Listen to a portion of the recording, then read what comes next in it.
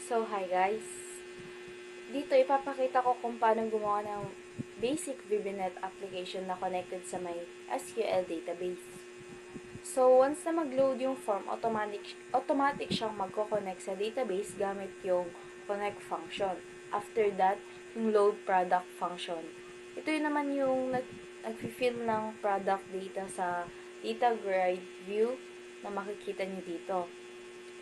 Para sa filtering, meron tayong combo box na may fixed categories tulad ng electronics, food, clothing, office, at hardware. Kapag pumili ka ng isa dyan, may matitriggered yung select index change event.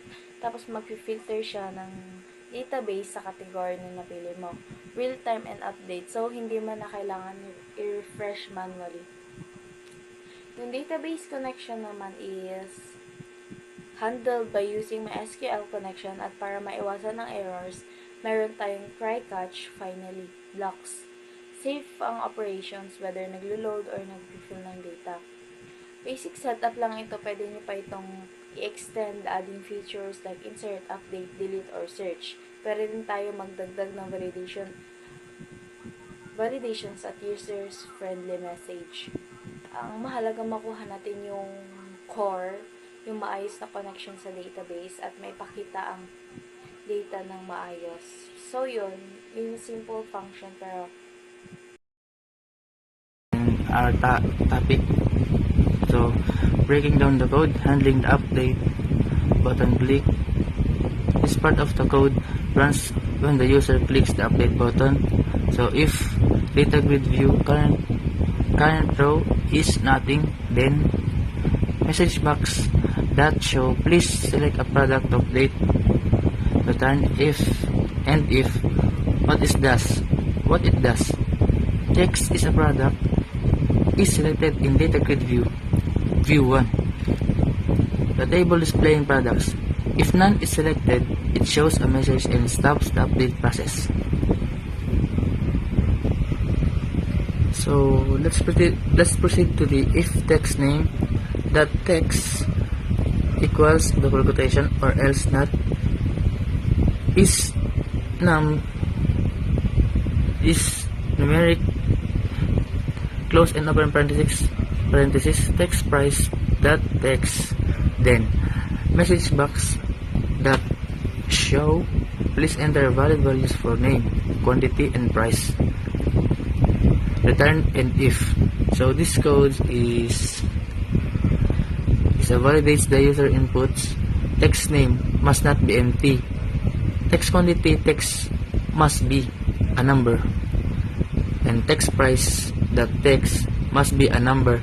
If the inputs are valid, it stops the update and shows a message.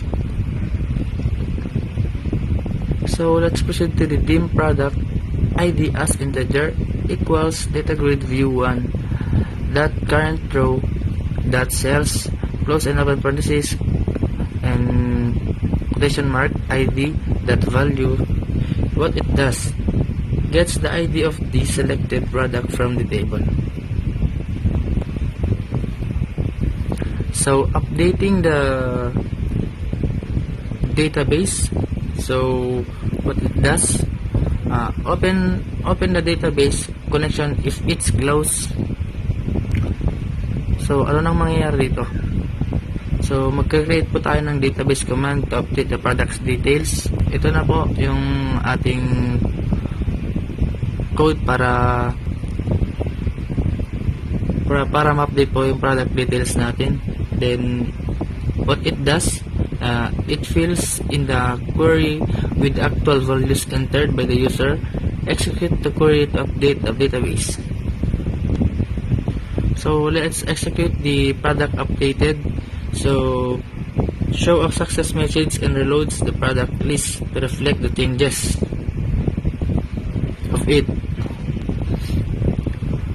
So this is our handling errors. What it does, if something goes wrong, it shows an error message. So if na-ensure mo na yung database connection nito, so it will ensures the database connection in properly closed to prevent issues. So let's let's selecting a product from the tables. Gaya nung una nating diniscuss sa itaas.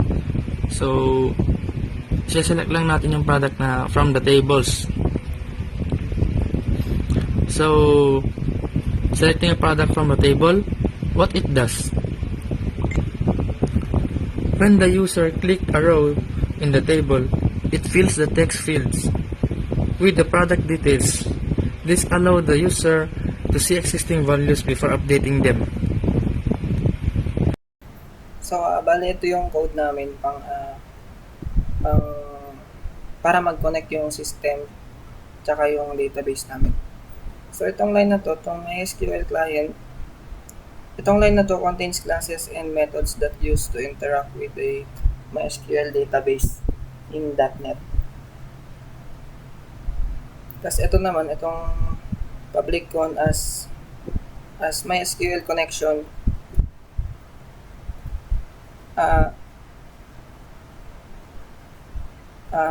This declares a public variable con of type MySQL connection. It is used to hold the connection object that allows my application to interact with the MySQL database. Itong line naman na to, itong public subconnect na to, this defines a connect method that sets up the connection to a database. When this method is called, it creates a new instance of MySQL connection using a connection string. Tapos ito naman, kapag wala tong connection string na to, yung application na gamit ko ngayon ay hindi niya alam kung paano mahanap or ma-access yung database.